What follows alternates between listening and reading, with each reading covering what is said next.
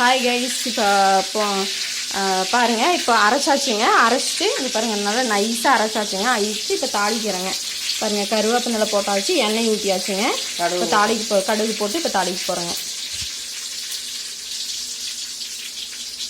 பாருங்கள், ஊற்றுறாங்க.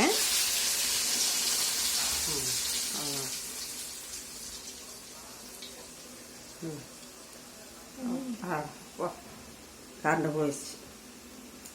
தீ மட்டும் வச்சுக்கோ. சும்மா போனோம் வந்துருச்சா. இப்போ நம்ம தண்ணி கொஞ்சம் எடுத்து ஊற்றிக்கலாங்க. ஊற்றி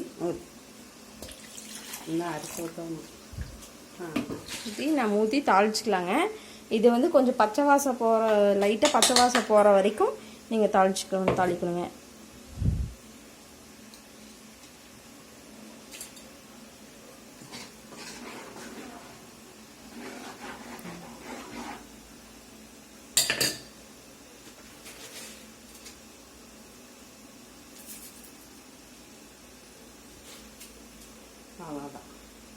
அவ்வளோதாங்க. இன்னும் கொஞ்சம் நல்லா வேகணுங்க.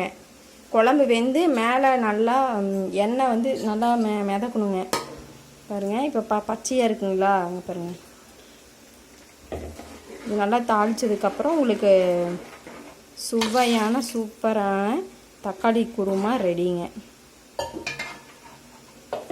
நார்மலாக சில பேர் பார்த்திங்கன்னா பொட்டுக்கடலை யூஸ் பண்ண மாட்டாங்க. இங்கே பொட்டுக்கடலை, நாங்கள் பொட்டுக்கடலை யூஸ் பண்ணுவோங்க. பொட்டுக்கடலை யூஸ் பண்ணால் உங்களுக்கு தக்காளி குருமா மாதிரி வருங்க. இட்லிக்கு நல்லாயிருக்கும். பொட்டுக்கடலை தேங்காயும் யூஸ் பண்ணலாம். தேங்காய் நாங்கள் யூஸ் பண்ணலைங்க, ஸ்கிப் பண்ணிட்டோம். பொட்டுக்கடலை ஏன்னா தேங்காய் போட்டிங்கன்னா குழம்பு கெட்டு போயிருங்க. அதனால் தேங்காய் யூஸ் பண்ணல. அதனால் பொட்டுக்கடலை மட்டும் போட்டு நாங்கள் யூஸ் பண்ணிக்கிறோங்க.